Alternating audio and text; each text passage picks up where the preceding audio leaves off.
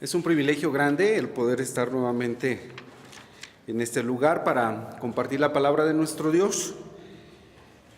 Y voy a orar como lo he estado haciendo últimamente para pedir la bendición de nuestro Dios para el estudio de su palabra. Oramos. Una vez más, Señor, el estar aquí es una grande bendición, pero también una grande responsabilidad. Y Señor, quiero rogarte que tú nos bendigas en tu palabra, que tu Espíritu sea el que nos guíe, que no sea, Señor, el hombre quien hable, sino tú, Señor, a través del hombre a nuestras vidas, a nuestras almas. Concédenos tu dirección, que tu Espíritu Santo, Señor, nos unja, y queremos una vez más, Señor, que nos hables, que abras nuestro entendimiento y que tú, Señor, hables a nuestra vida. Gracias por darnos la oportunidad, Señor, de estar aquí en comunión contigo y es poder, Señor, escuchar tu palabra santa. Guárdanos en tus manos, en Cristo Jesús. Amén. Primer libro de Samuel, capítulo 17, describe la historia de una de las batallas más sorprendentes, pero más disparejas de la historia del pueblo de Israel. Son dos gladiadores. Entre uno y el otro hay muchas diferencias. Uno pertenece al ejército de los filisteos y el otro, a decir verdad, surge del anonimato. No se sabe mucho de él, salvo algunos detalles que la Biblia menciona muy claramente. Por ejemplo, primer libro de Samuel, capítulo 16, versículo 12, dice de este contrincante, voy a llamarle de esta manera, que por cierto no era un soldado, no estaba matriculado, no estaba dado de alta en el ejército de Israel, sino que era un pastor de ovejas. Él es el otro contrincante. El otro, por su parte, es un gladiador, es un guerrero que desde su juventud se había dedicado a los enfrentamientos bélicos. Hay ahí la gran diferencia entre uno y el otro. Pero hay un detalle que dice el primer libro de Samuel 16:12 acerca del contrincante. Dice primer libro de Samuel 16:12 que era rubio, que era de hermoso parecer y de bello aspecto. Yo no sé usted cómo se lo imagine. Yo mismo me imaginé un jovencito menonita, tal cual. Así me lo imaginé, güerito, cabellos rubios, porque dice la escritura era rubio, y muy guapo. Es un jovencito pastor de ovejas. Quizás hasta me lo imaginé, dije un menonita con un overol, aunque bueno, estamos hablando de un judío, no era su vestimenta, pero yo eché a andar mi imaginación y me lo imaginé así. Este es el otro contrincante. Por cierto, primer libro de Samuel, capítulo 17, tenemos que leerlo con mucho suspenso. Hay un ambiente muy pesado en Israel porque los filisteos se juntaron todos sus ejércitos, sus cuadrillas para la guerra, dice primer libro de Samuel, en Soco, que es en Judá. En el otro campamento de guerra está Saúl, el primer rey de Israel, con sus hombres, con sus soldados.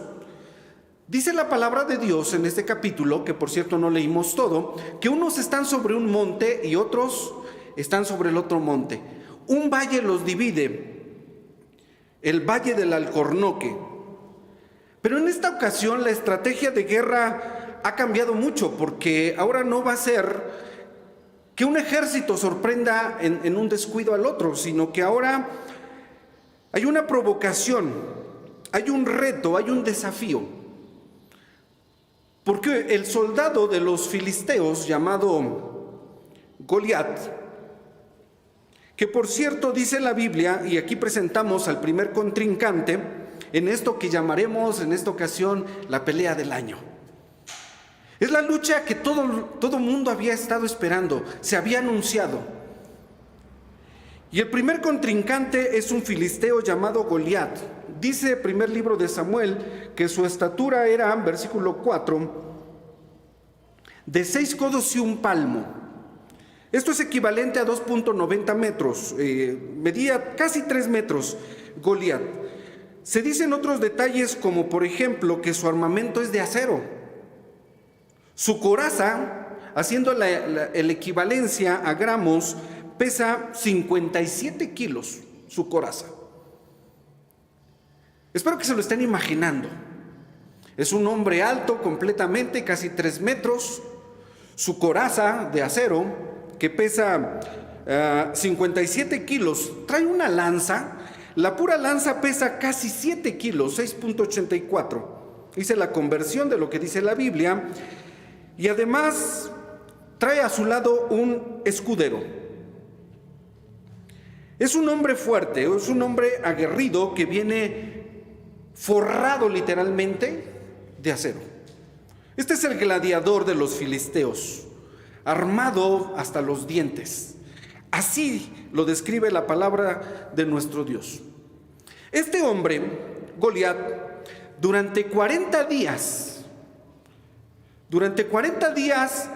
bajaba del monte donde se encontraban los filisteos al valle, y desde ahí retaba y desafiaba al ejército de los judíos, de los israelitas, buscando a alguien que peleara contra él, diciendo que si alguien lograba derrotarlo, entonces su pueblo serían sus esclavos. Esto dice el pasaje, primer libro de Samuel 17, versículo 9. Dice Goliat: si él pudiere pelear conmigo, el contrincante, y me venciere, nosotros seremos vuestros siervos, y si yo pudiere más que él y lo venciere, vosotros seréis nuestros siervos y nos serviréis. Este era el desafío.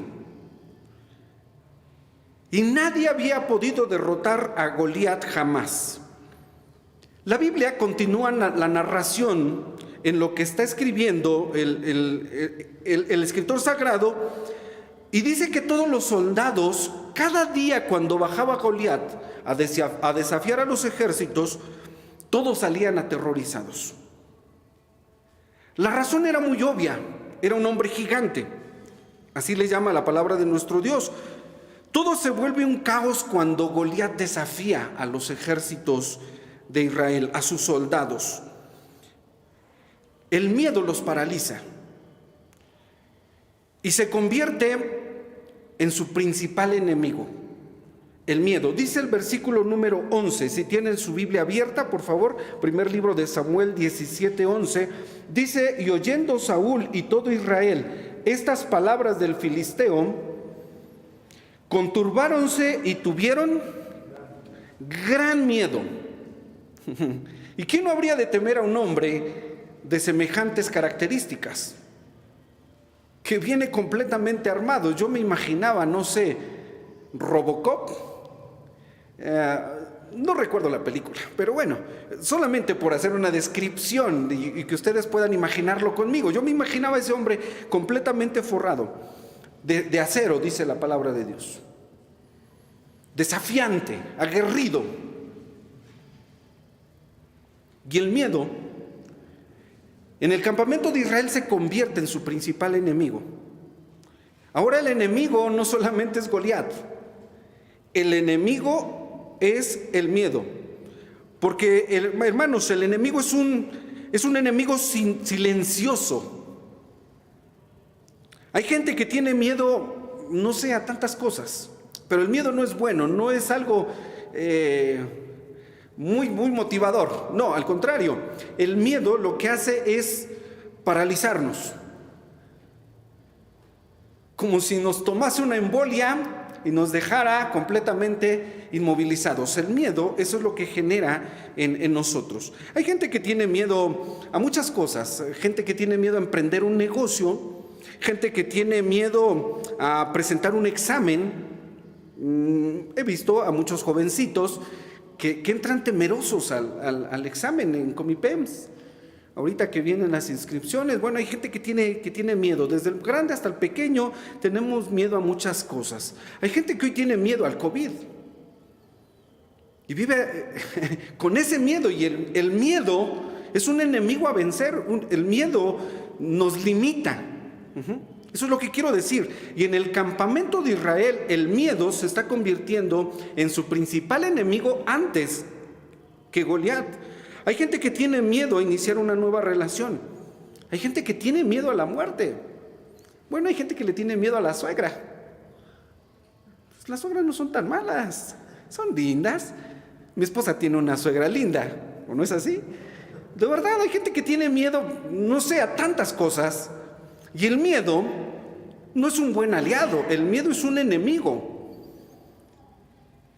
Y la estrategia precisamente de Goliat es causar miedo en el campamento de Israel, y por 40 días, dice la Biblia, durante la mañana y durante la tarde, eso es lo que hacía. Versículo 16 dice: venía pues aquel filisteo por la mañana y por la tarde, y presentóse así por 40 días. Hay gente que tiene mucho miedo, y ese es un enemigo. La Biblia, creo que por eso dice, y este es un dato que ya en otra ocasión les he proporcionado, que la Biblia 365 veces dice: no tengas miedo, no tengas temor, no temáis manada pequeña, no temas que yo soy contigo, dice el Señor.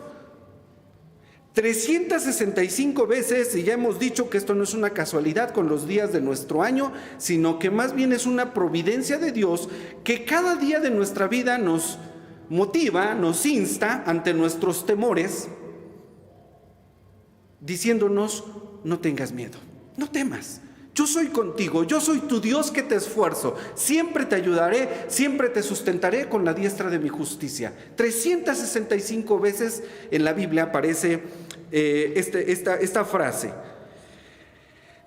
Y esta es la estrategia que tiene el enemigo: causar miedo en Israel. Y miren que lo ha logrado, porque no ha habido durante 40 días un retador, no ha salido un contrincante para Goliat. Pero viene aquí entonces el momento cuando llega al campamento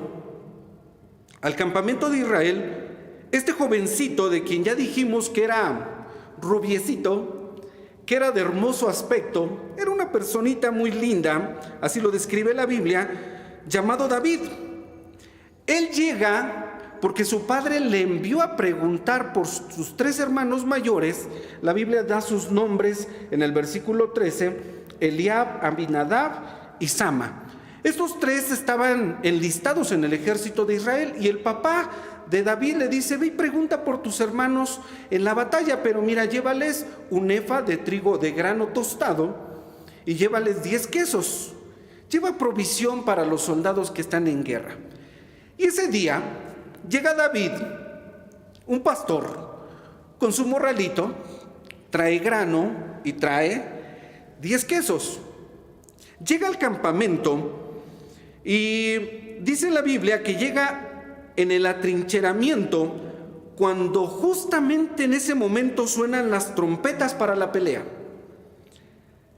David deja el cargamento que traía, con el que cuidaba el bagaje, las mochilas de los soldados donde estaba amontonado todo ese equipaje. Allí deja los quesos y el grano, y dice que sale corriendo porque escuchó la trompeta, escucha los sonidos, y curiosamente en ese momento sale nuestro Robocop, desafiando nuevamente a los escuadrones de Israel. Y nuevamente dice la Biblia en el versículo 24, vean por favor conmigo lo que dice este texto: que todos los varones de Israel que veían a aquel hombre, a Goliat, huían de su presencia y tenían gran temor. Los soldados salían despavoridos, porque hasta este momento no hay quien enfrente a Goliat durante 40 días, aun cuando el rey ha hecho una muy atractiva, por cierto, muy atractiva oferta para aquel soldado que quiere enfrentar a Goliat. ¿Qué ofreció Saúl? Dice la palabra de nuestro Dios que les ofreció riqueza. Esto está en el versículo 25, en la segunda parte dice: al que venciere, el rey lo enriquecerá con grandes riquezas. 1, 2, le dará su hija, la princesa en matrimonio. Y 3, hará franca la casa de su padre en Israel. Traducido a nuestro idioma y a nuestros tiempos, el rey le iba a dar la mejor tarjeta de crédito, no sé cuál sea, American Express Platinum, por decir algo. Yo no sé si sea esa la mejor, solamente por mencionar una. Dice, mira, riqueza, todo lo que tú quieras, aquí está. Le iba a dar a su hija. Y lo que dice la Biblia en el versículo 25 al final, que dice que hará franca la casa de su padre en Israel, equivale a decir, su familia no pagará impuestos. Imagínense ustedes la vida, tener una tarjetita que te da acceso a todo lo que tú quieras. Esa es la riqueza que ofrecía Saúl, el rey, al que enfrentara a Goliat. Pero vean el beneficio, no solamente tienes la tarjeta, sino que no te genera impuestos, estás libre del SAT. Eso es una grandiosa bendición, ¿verdad? Estás libre de impuestos. Eso es lo que está ofreciendo Saúl para aquel que quiera enfrentar a este Robocop, a este Goliat. Pero dice la Biblia que todos los soldados salían huyendo. Cuando David llegó y escuchó lo que decía Goliat, la forma en la que provocaba al ejército de Israel, se indignó. Versículo 26, dice David, ¿qué le pasa a este filisteo incircunciso? ¿Por qué provoca así a los escuadrones del Dios viviente? Y entonces David dice, yo lo voy a enfrentar. Y todos lo voltean a ver diciendo, ¿tú vas a enfrentar? Dice, yo voy a enfrentar a Goliat. Quiero un contrincante, aquí está uno. Y rápidamente en el campamento de Israel comienza a correr el rumor de que ya hay contrincante, ya hay un soldado, y muchos tienen la curiosidad de conocerlo. ¿Quién será este guerrero? ¿Será acaso el comandante fulano de tal? ¿Será acaso el general? Y comienzan a pensar, ¿quién será el hombre que va a enfrentar a Goliat? Nadie se imagina que ese jovencito pastor de ovejas, rubio y de hermoso parecer, es el retador, es el contrincante. Algunos se preguntan quién es y saben que es hijo de Isaí. De hecho, sus hermanos le dicen, oye, ¿qué te pasa? ¿Estás loco? ¿No ves el tamaño de esa bestia? ¿Cómo crees? Dice que sus hermanos le dijeron, oye, tú viniste de curioso y tenías que llegar precisamente hoy. ¿Cómo se te ocurre decir lo que acabas de decir? Y sus hermanos comenzaron a llamarle a la atención. Para sus hermanos esto era un suicidio. ¿Quién es este hombre? Todos rumoran. Es muy joven, dicen algunos. Bastante joven, va a morir. Así piensan algunos. Otros dicen, es muy guapo, lástima, va a terminar de comida de los buitres y de las bestias del campo. Pero otros, quizás muy sensatos en el campamento de Israel, dicen, vamos a orar por él. Así pensaban algunos. Lo que no saben es que el Espíritu de Jehová, y esto lo dice el primer libro de Samuel, versículo 16-13, en la segunda parte dice que cuando Samuel ungió con aceite a David, dice que desde aquel día en adelante el Espíritu de Jehová tomó a David. Desde ese momento, ¿sí?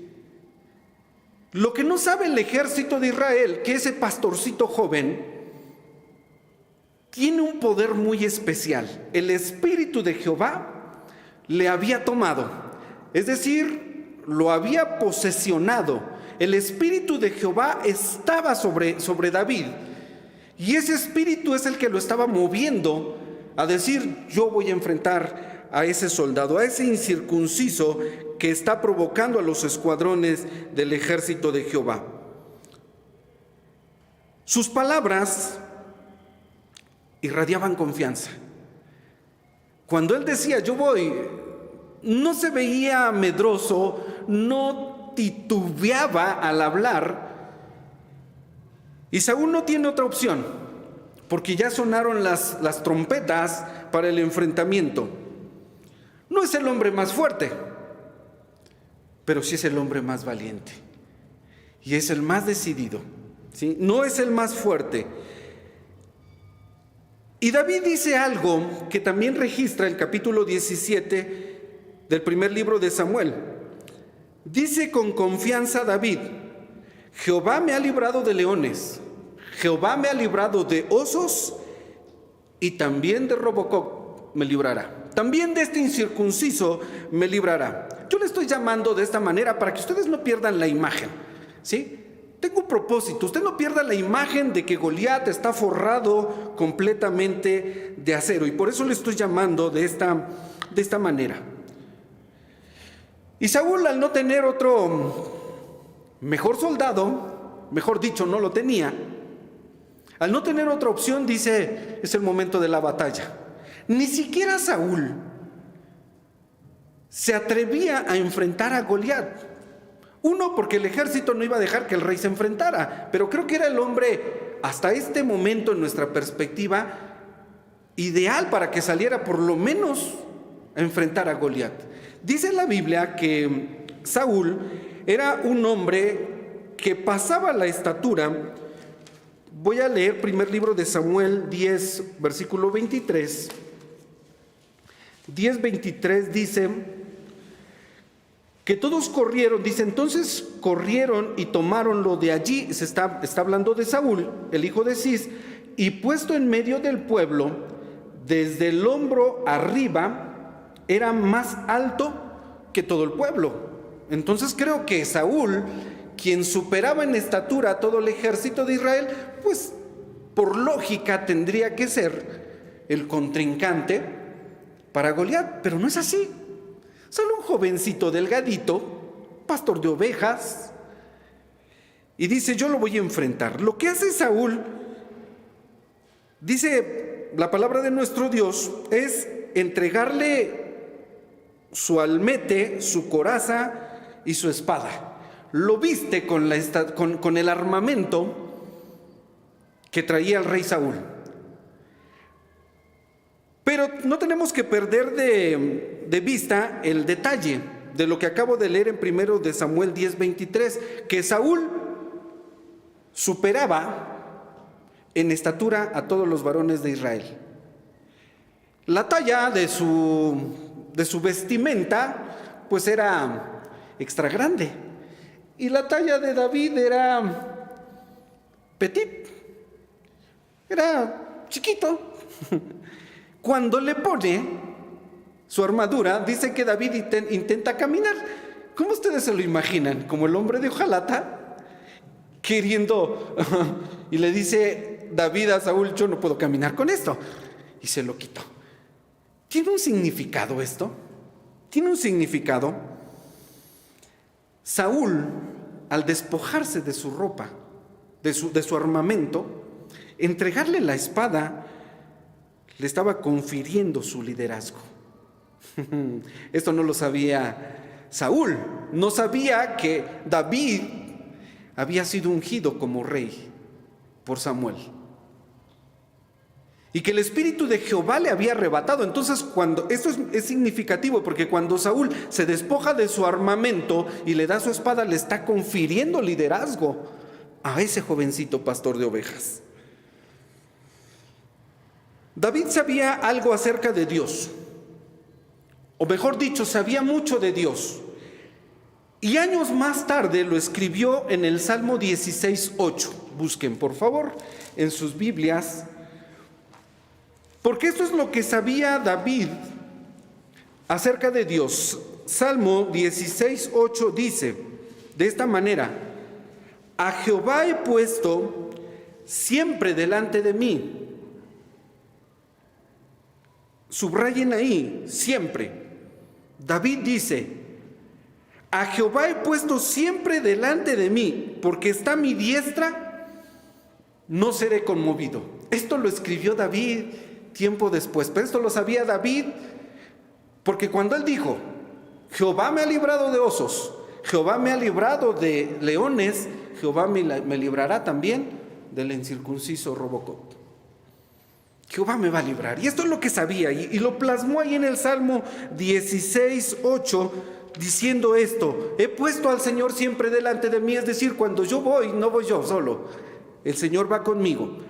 Salmo 18:24 dice, y son mismas palabras de David que escribiera tiempo después. David dice: porque contigo desharé ejércitos y con mi Dios asaltaré muros. Esta es la confianza de David. Dice: el Señor va siempre delante de mí, y con el Señor yo puedo deshacer ejércitos. Claro está que cuando David escribe esto ya tiene la experiencia de haber vencido a Goliat. Pero viene el momento de la batalla, la pelea estelar. Viene la pelea que todos estaban esperando. Los filisteos la habían anunciado con carteles diciendo: Goliat el vencedor. Todas las apuestas estaban a favor de Goliat. Absolutamente todas. Ninguna estaba a favor del improvisado gladiador. Nadie apostaba por David. El ruido de los tambores infernales filisteos comienzan a acelerar sus compases. Esto crea un ambiente de suspenso en el valle. De pronto sale el contrincante con un cayado. El cayado no es su escudero. Aunque déjenme decir algo, que su escudero sí es silencioso. No solamente es silencioso, también es invisible y también es invencible. Dice la Biblia que David tomó 5 piedras del arroyo. Toma 5 piedras, las mete en el zurrón. El zurrón es el saco pastoril, es un saco que cargaban los pastores. Toma su honda y se dirige hacia el filisteo. Los tambores filisteos siguen sonando, las trompetas siguen anunciando que es el momento de la batalla. Pero en ese momento, cuando sale el contrincante, Goliat hace una señal y pide para todo silencio. Y entonces habla Goliat con una voz burlona y le dice a su contrincante: ¿acaso soy yo perro para que vengas a mí con palos? Porque traía su cayado. Su cayado es la varita que usan los pastores. Y dice el versículo 43 de nuestro pasaje, 1 de Samuel 17:43, que maldice a David en el nombre de sus dioses. Y le dice: tu carne daré a las aves y a las bestias. Su mirada es perversa. Y todos continúan gritando como se había anunciado en la pelea: Goliat el vencedor. La gente continúa gritando en el ejército filisteo, pero el novato contrincante no se amedrenta. Y allá a lo lejos apenas se escucha su voz, la voz de un jovencito que le dice, mientras los filisteos gritan Goliat el vencedor, David dice: tú vienes a mí con espada y lanza y escudo, mas yo vengo a ti en el nombre de Jehová de los ejércitos, el Dios de los escuadrones de Israel, a quien tú has provocado. Jehová te entregará hoy en mi mano, te venceré y quitaré tu cabeza de ti. Versículo 46, 45, 46 y 47 de nuestro pasaje. Y la frase que quiero resaltar aquí es: y sabrá toda la tierra que hay Dios en Israel. Quizás no todos escucharon esto, porque el ruido de los filisteos era superior. Algunos se preguntaban: ¿qué dijo David? No todos oyeron, pero todos van a presenciar lo que el Dios de David hará por medio de él. David sale al encuentro y la Biblia dice que mete su mano al zurrón y toma una de esas piedras que había tomado del arroyo. Entre tanto, en el campamento de Israel, unos quieren ver qué va a suceder y observan expectantes. Otros de una forma maliciosa y quizás morbosamente no pierden a detalle los movimientos de David y de Goliat. Y hay otro grupo más sensato que comienza a orar. Y quiero decirles algo, queridos hermanos, que esto sucede cuando nosotros entramos en batalla. Creo yo que hay tres grupos de gente a nuestro alrededor cuando nosotros salimos a la batalla o cuando nosotros estamos enfrentando una batalla. Esto es lo que sucede. Unos curiosean, ¿verdad? ¿Qué nos está pasando? ¿Qué está sucediendo en tu vida y en la mía? Hay otros que con malicia quisieran verte descuartizado y quisieran ver tu carne ofreciéndose a los sopilotes, a los buitres o a las bestias del campo, a las hienas, algunos dicen. Pero hay gente también que dice, cuando te ven lucha, voy a orar por ti. No es fácil tu pelea. Mira, yo te veo que tienes problemas, yo creo que estás metido en un gran conflicto. Esa batalla que estás enfrentando es difícil, pero me toca orar por ti. Esto es lo que estaba pasando en el campamento, en el valle del Alcornoque. Y entonces dice la Biblia que David saca una piedra de las 5 que había preparado. Yo no sé por qué preparó 5. Por si alguna fallaba, ¿tendría David la oportunidad de lanzar 5 piedras o solamente era una? David lanza la piedra y la piedra viaja con la precisión más exacta que nosotros nos pudiésemos imaginar. Viaja con la precisión de un misil guiado por un radar. Tiene ubicado el objetivo y esa piedra va completamente dirigida con esa precisión a la frente de Goliat. Todo sucede en cuestión de segundos.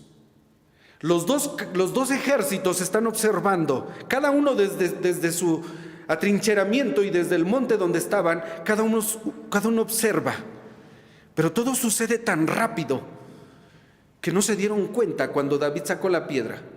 Cuando comenzó a girar la onda, sale corriendo hacia David y con esa precisión de misil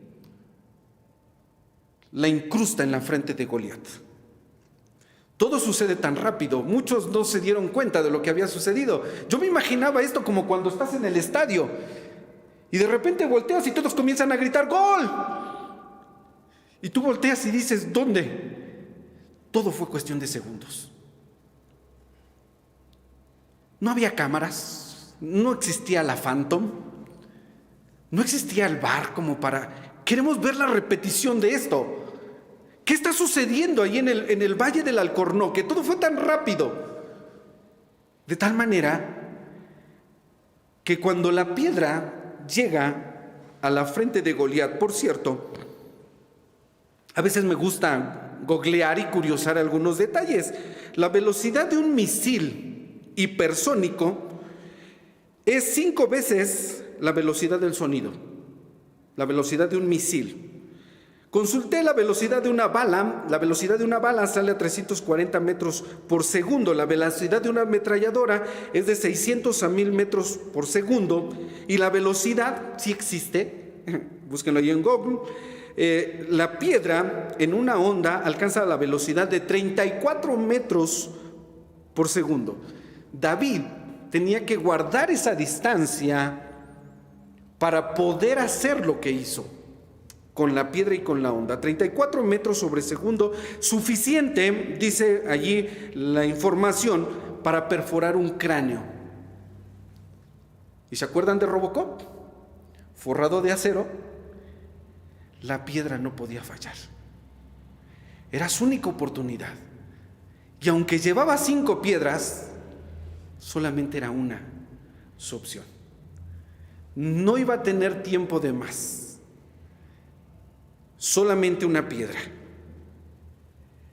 La incrusta en la frente de Goliat y Goliat, dice la Biblia, que cae de frente. La velocidad de la piedra, la velocidad de Goliat, dicen algunos, quizás fue la razón por la que cayó de frente y no con la piedra se fue hacia atrás. En su lógica, ¿para dónde debió haber caído Goliat? ¿Para enfrente o para atrás?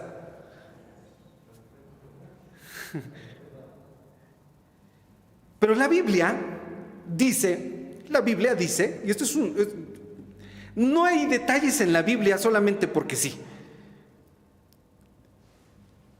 Cuando Goliat insultaba a David y lo maldecía en nombre de sus dioses, David le contesta de la siguiente manera: la batalla es de Jehová, tú has provocado a los ejércitos de Jehová. Entonces era necesario que Goliat cayera de frente, representando a sus dioses delante de quien David era representante. Y aquí hay una hermosa enseñanza para cada uno de nosotros como parte del ejército del pueblo de Dios, de los escuadrones de Jehová, el Señor de Sabaoth. Nosotros somos representantes de Dios y nuestros enemigos algún día caerán delante de nuestros pies. Ese es el significado de esta hermosa historia. Dijo David: toda la tierra sabrá que hay Dios en Israel.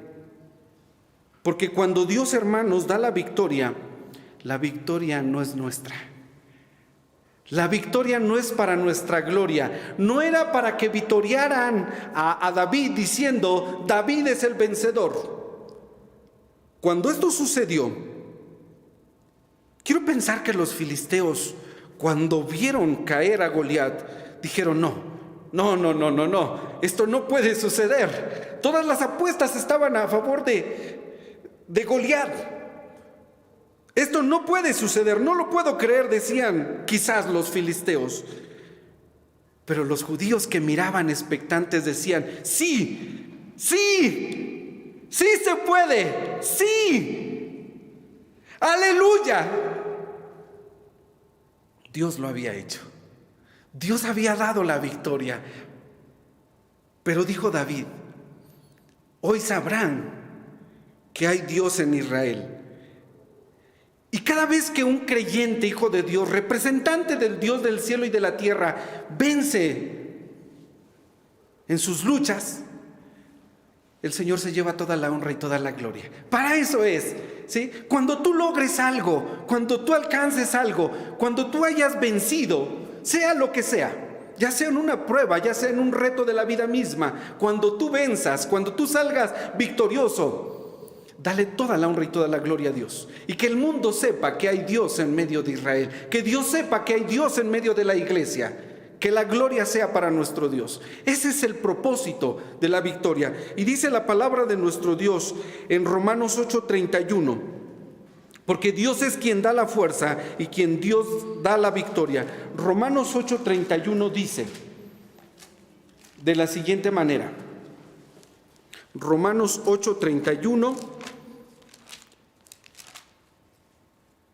Pues ¿qué diremos a esto? Si Dios por nosotros, ¿quién contra nosotros? Y el versículo 37 dice: antes en todas estas cosas hacemos más que vencer por medio de aquel que nos amó. Porque en Cristo somos más que vencedores. Y esta es la victoria, dice 1 de Juan 5:4. Porque todo aquello que es nacido de Dios vence al mundo, y esta es la victoria que vence al mundo, nuestra fe. Queridos hermanos, nosotros somos parte del ejército de nuestro Dios. Y hay una lucha que enfrentar. Pablo dice que nuestra lucha no es contra carne y sangre, sino es contra principados, contra potestades, contra el maligno. Pero la Biblia afirma que nosotros somos más que vencedores. Y este es el pensamiento del que nosotros, como este joven menonita, este joven pastor rubio, de hermoso parecer, representante de Dios en medio del ejército de los escuadrones de Israel, este es el pensamiento del que nosotros tenemos que llenarnos. El Señor va delante de mí. Mi primer enemigo a vencer es el miedo. No tengas miedo. El día de ayer hablaba con un hermano en una videollamada y le decía lo que le he dicho a todos nuestros hermanos: no tengas miedo, no temas, no tengas miedo. Yo sé que es difícil, yo sé por lo que estás pasando, hermano, en este momento, y déjame decirte, en el nombre de Dios, no tengas miedo. No importa tu lucha, no importa el gigante, no importa el miedo que tengas, la victoria es tuya en el nombre del Señor. Dice el apóstol Pablo en la epístola a los Filipenses: todo lo puedo en Cristo que me fortalece. No estás solo, Dios está con nosotros. Por eso es que yo le digo a los hermanos, y siempre se los diré, y llegará un momento cuando te toque decírmelo a mí, decirlo para mí: hermano, no temas, no temas. Ese es nuestro enemigo, el temor. Goliat está vencido, Goliat está postrado, dice el Señor, hasta que ponga a tus enemigos por estrado de tus pies. Esto Dios se lo había prometido a su pueblo, dijo: todos tus enemigos, y esto se lo dijo Dios al Señor Jesús: hasta que ponga a tus enemigos por estrado de tus pies. Hermanos, la victoria es nuestra. Vamos a cantarlo, vamos a bendecir a nuestro Dios. Hay un himno que está anunciado en nuestro orden de culto, es el himno es la alabanza número 4, y se llama Gloria, Gloria, Aleluya. En otros himnarios viene con el título, y me gusta más para esta ocasión, es el Dios de los ejércitos. Voy a pedirle a Ari que nos acompañe en esta ocasión. Y quiero cantar desde aquí esta hermosa alabanza. Alabanza número 4, es el Dios de los ejércitos, en quien yo confiaré.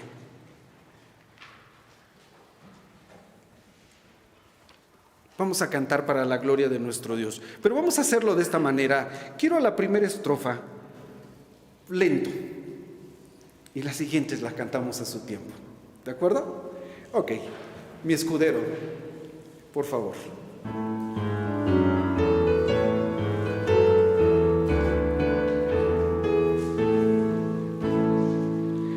Es el Dios de los ejércitos en quien yo confiaré, y con címbalos de gozo al Señor ensalzaré. Él despide los relámpagos, mas nunca temeré. Él es mi protector.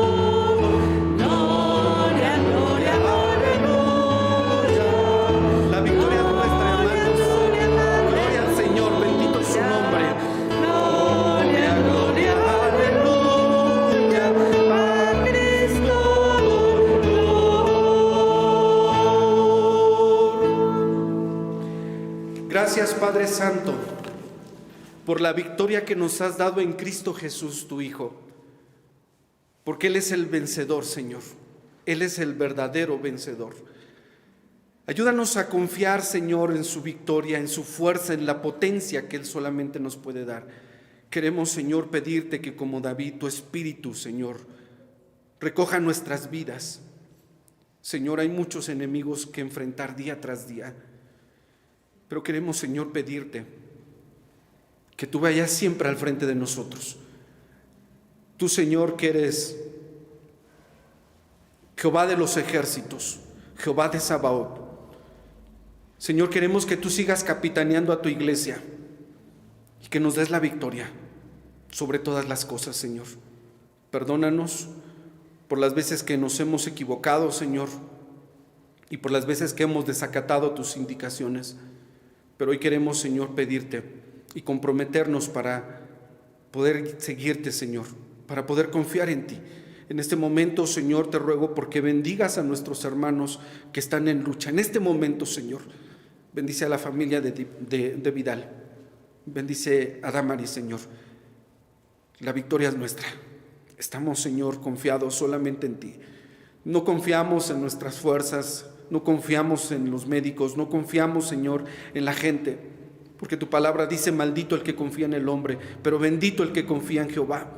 Ayúdanos a confiar, Señor, y bendice a nuestros hermanos que están en esa lucha, que están enfrentando, Señor, ese temor.